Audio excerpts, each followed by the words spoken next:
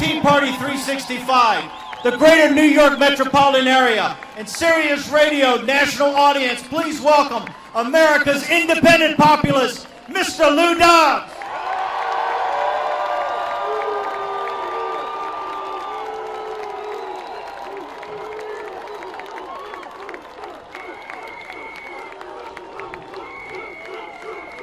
Thank you very much.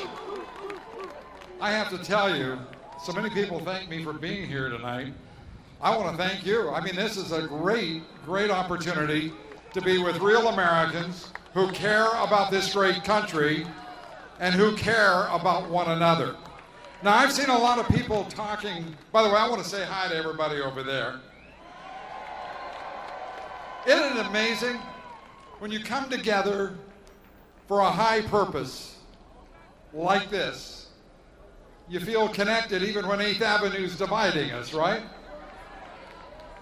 I want to tell you, I had the opportunity to meet with a bunch of folks down in New Orleans Saturday at a tea party there. And I heard something very similar to what I heard walking up here tonight. And I heard people talking about race. They were not members of the Tea Party. They were yelling and demonstrating, as is their right. But it occurs to me that those who want to accuse the Tea Party of all sorts of nasty things do so for only one reason. You are scaring the hell out of them. You are scaring people all over this country. You, my friends, are dangerous. And I love that about you. Because as this nation has demonstrated from its very founding, an idea whose time has come is impossible to resist, no matter what the odds. And it is time for you and me and our fellow citizens to understand we are coming together out of love and not hate. Out of love and not anger. Love of country, love of Constitution, love of God, and love of this nation's founding principles, ideals, and values.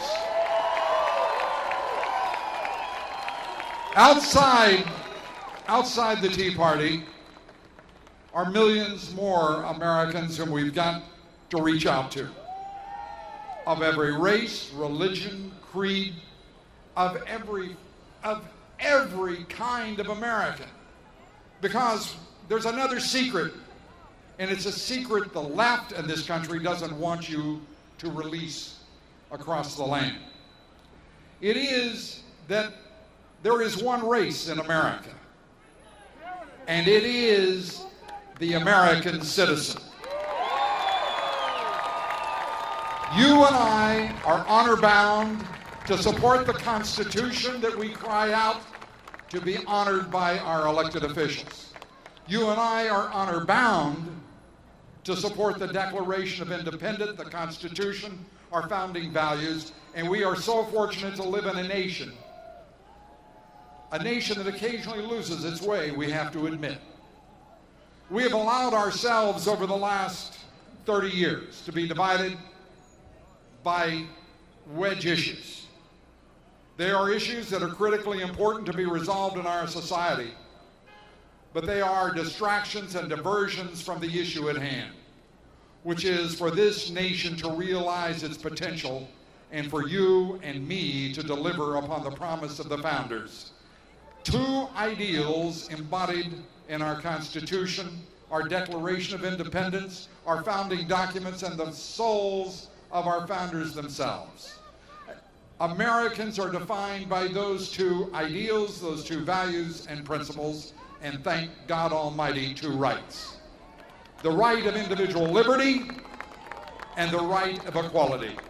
Equality of rights and equality of opportunity. Diversion on all sorts of issues, whether they be abortion, gay marriage, the Second Amendment, By the way, I've never understood that particular one, since it's in the Constitution. Shouldn't be an argument, right? But the reality is, we have allowed this government to create $1 trillion in deficits that will run for at least the next 10 years, robbing not only this generation, but future generations.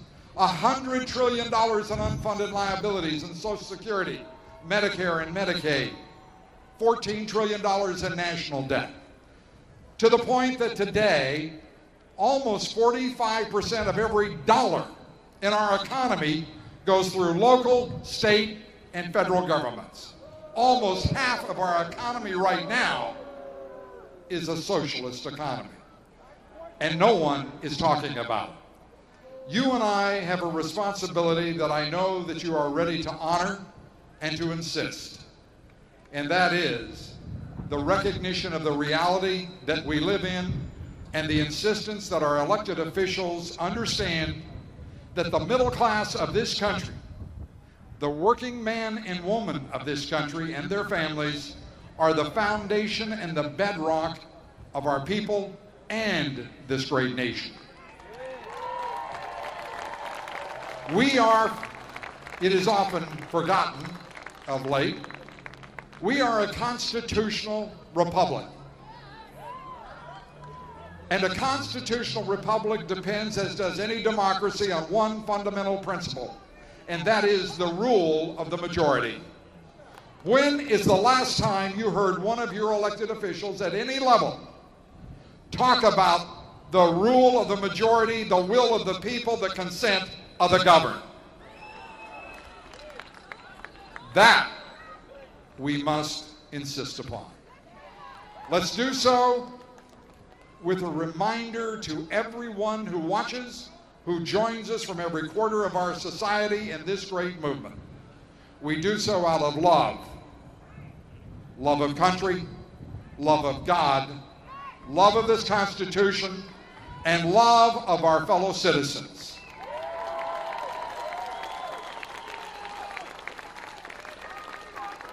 God love you, and God bless America. Thank you.